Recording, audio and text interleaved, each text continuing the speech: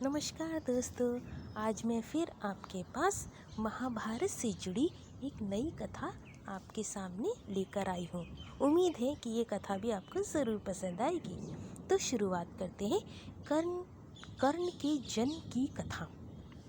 यह कहानी ऐसे योद्धा की है जिसे लोग दानवीर कर्ण के नाम से जानते हैं। कर्ण पांडवों में सबसे बड़े थे और इस बात का पता सिर्फ माता कुंती को ही था। कर्ण का जन्म कुंती के विवाह से पहले ही हो गया था, इसीलिए लोग लाज के डर से कुंती ने कर्ण को छोड़ दिया था। लेकिन कर्ण का जन्म कुंती के विवाह से पहले कैसे हो गया, इसके पीछे भी एक कहानी है। बात उस समय की है जब कुंती का विवाह नहीं हुआ था और वह सिर्फ राजकुमारी थी। उसी दौरान ऋषि दुर्वासा पूरे 1 वर्ष के लिए राजकुमारी कुंती के पिता के महल में अतिथि के रूप में ठहरे। कुंती ने 1 वर्ष तक उनकी खूब सेवा की। राजकुमारी की सेवा से ऋषि दुर्वासा प्रसन्न हो गए और उन्होंने कुंती को वरदान दिया कि वो किसी भी देवता को बुलाकर उनसे संतान की प्राप्ति कर सकती है।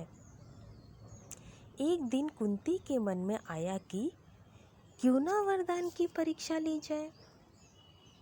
ऐसा सोचकर उन्होंने सूर्य देवता की प्रार्थना करके उन्हें बुला लिया।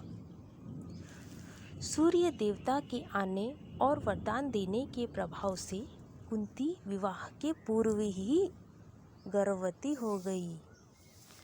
कुछ समय बाद उन्होंने एक पुत्र को जन्म दिया जो सूर्य देव के समान ही प्रभावशाली था।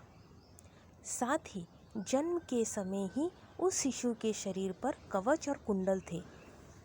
कुंवारी अवस्था में पुत्र की प्राप्ति के कारण लोग लाज के डर से कुंती ने उसे एक डिब्बे में बंद करके नदी में बहा दिया। बक्सा एक सारथी और उनकी पत्नी को मिला जिनकी कोई संतान नहीं थी। वो दोनों कर्ण के रूप में पुत्र को पाकर बहुत खुश और उसका लालन पालन करने लगे। यही सूर्यपुत्र आगे चलकर दानवीर कर्ण कहलाए और कई वर्षों बाद कुरुक्षेत्र के युद्ध में 5 पांडवों के सामने वहाँ एक शक्तिशाली योद्धा के रूप में खड़े रहे। तो दोस्तों, इस तरह थी ये कहानी। अगर ये कहानी आपको पसंद आए, प्लीज़ सब्सक्राइब करें, लाइक करें और कमेंट करें। नमस्कार।